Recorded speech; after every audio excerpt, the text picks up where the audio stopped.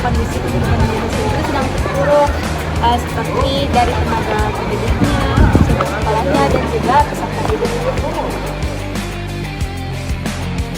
Terdapat perbedaan yang signifikan antara jumlah siswa di daerah perkotaan dan di daerah terpencil. Seperti yang kita lihat pada media sosial, fasilitas sekolah di daerah terpencil masih terbilang sangat jauh dari kata baik, seperti bangunan sekolah yang hampir rapuh, roboh, atau bahkan saat terkena bencana hutan. Alhasil, proses belajar mengajar seringkali terganggu. Kerusakan sarana dan prasarana pada sekolah dapat berakibat fatal bagi hasil pendidikan itu sendiri.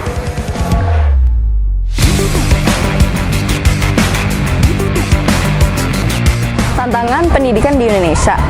1. Keterbatasan akses pendidikan. Tidak semua anak di Indonesia memiliki kesempatan yang sama untuk mendapatkan pendidikan. Hal itu terutama terjadi di daerah selain kota-kota besar di Indonesia. Banyak sekali alasannya. Alasan pertama adalah infrastruktur yang belum memadai. 2. Jarak tempuh sekolahnya menjauh. 3. Tingginya biaya pendidikan yang menjadi faktor penghambat anak-anak bersekolah. 2. Kualitas pendidikan masih tidak merata. Kualitas pendidikan di Indonesia masih dibilang belum merata. Sekolah-sekolah yang ada di daerah perkotaan umumnya memiliki fasilitas dan tenaga pengajar yang lebih baik daripada di pedesaan. Hal itu berdampak pada pemerolehan ilmu, keterampilan, dan pengetahuan siswa. Ketiga, kurikulum yang belum sepenuhnya relevan. Kurikulum di Indonesia masih dikurang relevan untuk dunia pekerjaan. Siswa masih dituntut untuk banyak menghafal materi tanpa dibekali akal untuk berpikir kritis, berpikir abstrak, dan berpikir untuk problem solving yang dibutuhkan di abad 21 ini.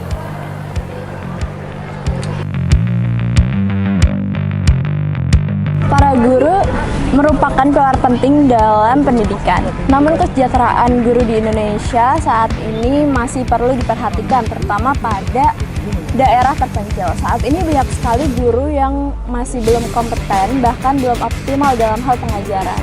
Banyak juga guru yang saat ini masih belum memiliki pengalaman dalam hal mengajar, bahkan kualifikasi profesional dalam hal mengajar pula. Dampak dari pendidikan di Indonesia. Yang pertama, tingginya angka putus sekolah. Keterbatasan akses dan biaya pendidikan yang tinggi dapat menyebabkan anak-anak putus sekolah sejak usia dini. Akibatnya, banyak dari mereka yang kehilangan akses untuk meningkatkan taraf hidup dan berkontribusi dalam pembangunan bangsa.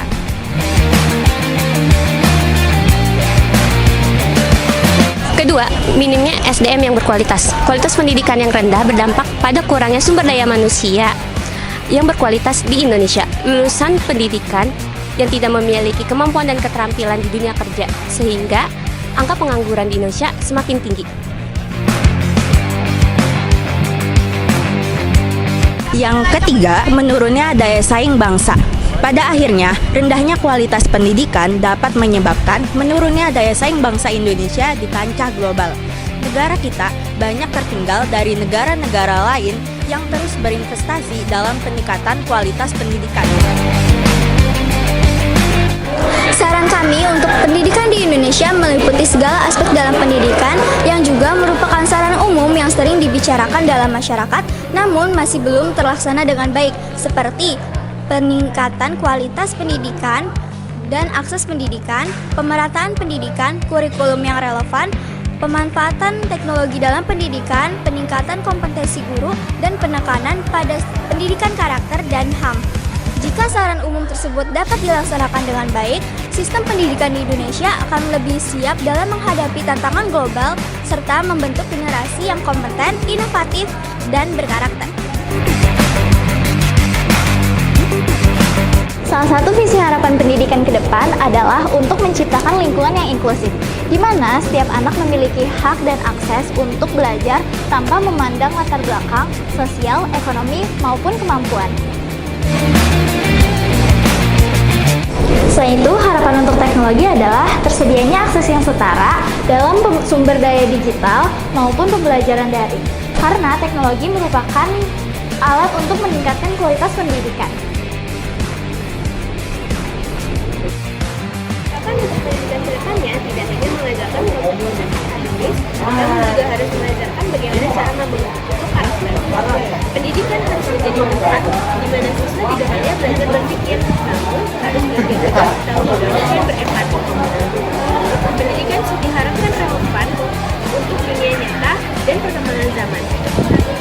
Sehingga kurikulum pendidikan harus menyiapkan siswa agar bisa menghadapi tantangan global, mengembangkan keterampilan abad ke-21, serta mengembangkan sikap kritis siswa agar siswa tersebut mempunyai keterampilan untuk sukses di masyarakat.